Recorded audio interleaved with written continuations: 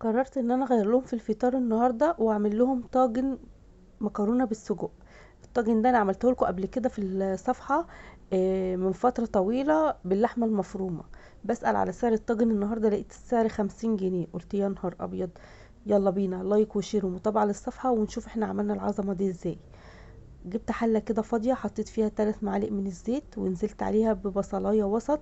البصل عندي انا مفرزاه فرماه وحطاه في الفريزر، فهنفرم بصلايه وسط كده ونروح جايين نازلين بيها في الزيت بتاعنا.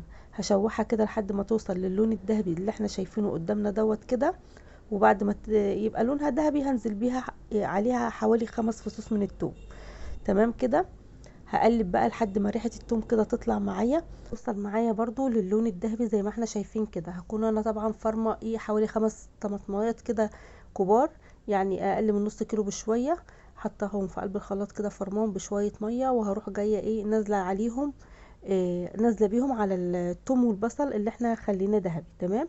هديهم تقليبه مظبوطه كده، وهنزل عليهم كمان بمعلقه صلصه عشان بس اللون يبقى معايا مظبوط، لان الطماطم معايا فاتحه شويه.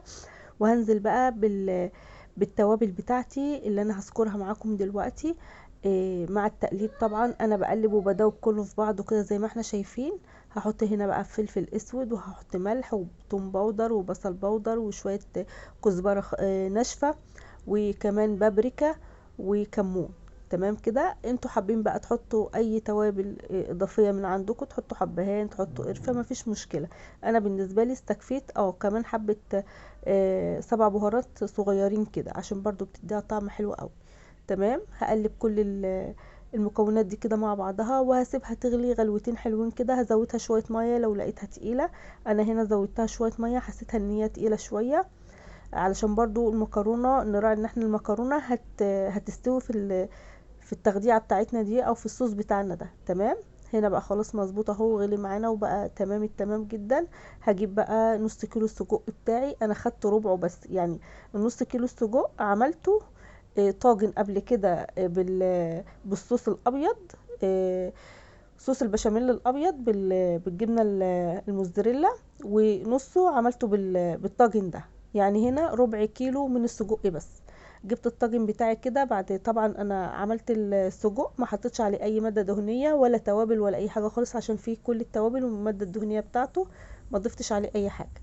هنا بمسح القارب بتاعي كده او الصينيه بتاعتي بمسحه زيت عشان يبقى سهل وهو احنا بننزله كده بعد ما يستوي. وبحط طبعا الفلفل ده اختياري من عندي، لو انتوا حابين تحطوه مفيش مشكله، مش حابين خلاص تستغنوا عنه مفيش مشكله برضو. تمام.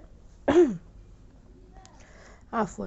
فهحط كده السجق وافرده كده في الارضيه، وهنزل عليهم ب 200 جرام من المكرونه القلم. انا خدوا بالكم ان الطاجن بتاعي هنا كبير، مش طاجن صغير زي بتاع محلات الكشري.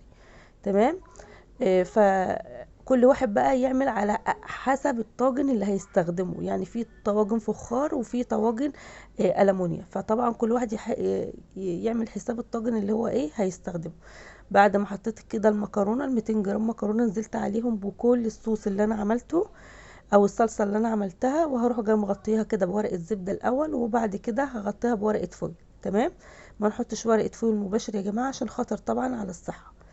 هروح جايه بقى مسخنه الفرن انا من قبلها، وهروح جايه مدخلاه على اول رف منه للنار كده يستوي وياخد ويد مع بعضه. ما اخدش معايا وقت خالص، حوالي نص ساعه. وكان ما شاء الله قبل ما اطلعه قدامكم هنا كنت بكشفه كده وبشوف بالشوكة المكرونة واحدة مكرونة استوت ولا لا. لما لقيتها استوت خلاص جبتها هنا قدامكم في التصوير. نبدأ بقى ان احنا نقلبها قدامكم كده عشان نشوف النتيجة عاملة ايه. لو وصلنا لحد هنا ما تنسوش تقولوا لي بتتابعوا الوصفة من اي بلد، بيسعدني جدا تعليقاتكم وكومنتاتكم، يا احلى واجمل اخوات في الدنيا. وما ننساش نعمل لايك وشير ومتابعة للصفحة، ودعوة حلوة من قلبكم كده بتشجعني وبتديني دفعة للأمام. تمام. هشيل بقى هنا الطاجن اللي احنا قلبناه، ونشوف النتيجة والشكل عامل معانا ايه. بسم الله ما شاء الله، حاجة كده تحفة، وطعمه بجد يا جماعة والله العظيم يستحق التجربة. انضف واحلى. وطبعا مش هيحط لكم كل الصلصه ديت في الطواجن اللي هتشتروها من بره، مش هيحط لكم كل كميه السجق ديت، مش هيعملكم كل الاهتمام والنظافه والحاجات اللي احنا هنعملها في البيت ديت. اوفر وانضف. اكيد يعني انتوا شايفين بعينيكم وانتوا اللي تقدروا تحكموا. مستنيه تعليقاتكم وكومنتاتكم وتطبيقاتكم كمان في التعليقات. واتمنى الوصفه تكون نالت اعجابكم. كل سنه وانتم طيبين، واسيبكم في رعايه الله وامنه. والسلام عليكم ورحمه الله وبركاته. مع الف سلامه.